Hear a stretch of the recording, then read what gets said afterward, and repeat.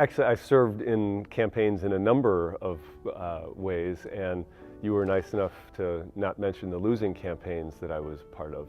I managed Tom Barrett's campaign for governor in 2002 when he lost in the Democratic primary to Jim Doyle.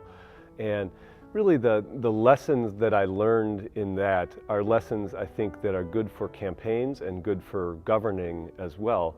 It's that you always want to keep the other party on their heels. So you always want to have someone else reacting to what you do while you're going on to the next issue that you want to bring up. And frankly, I learned a lot more from the losing campaigns than I did from the winning campaigns. And one of the important lessons is you don't dwell on things. And you don't dwell on things, I think, when you're in government or in a position of leadership either.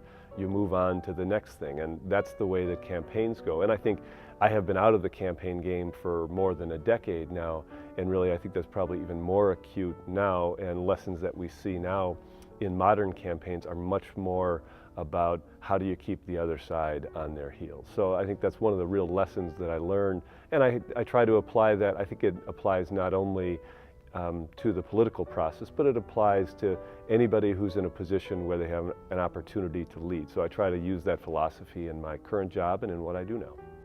I ran for the state senate here in Wisconsin in 2003 in a special election.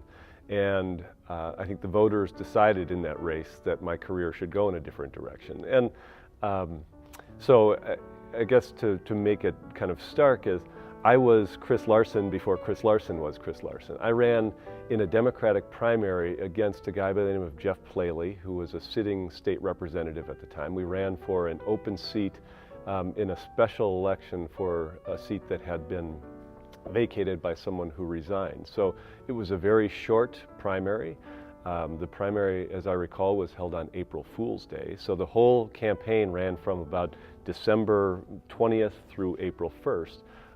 And I went out and knocked on 10,000 doors, and I think in retrospect worked harder, worked smarter, raised more money than the other guy who was running, but he had lots of advantages. He was an incumbent legislator, and he did other things that were right as well, and so he ended up winning by several hundred votes in that election. And so, you know, that was a point in my life before I was married, before I had children, and I had an opportunity to do something like that. I had great fun. It was one of the most fun experiences I ever had, right up until the last 10 minutes when we realized that we weren't going to win.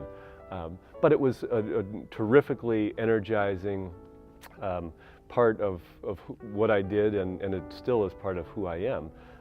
But I guess in looking back, it was not a bad thing that that happened to me. I learned lots of lessons from doing that. I was able to come back, and I ran a victorious campaign for Tom Barrett for mayor just a year or so later, and that launched a career that I had in economic development and got me to where I am today. And I really think that people who work in the nonprofit sector and people who do some of the things that I'm able to do here, we are doing our own form of public service. So while we may not be elected and we may not be doing all things in government, there are lots of ways in which we are doing public service and we're affecting public policy. And that's something I'm proud of, and that's something that really it continues to scratch that itch that I have to be involved in public service.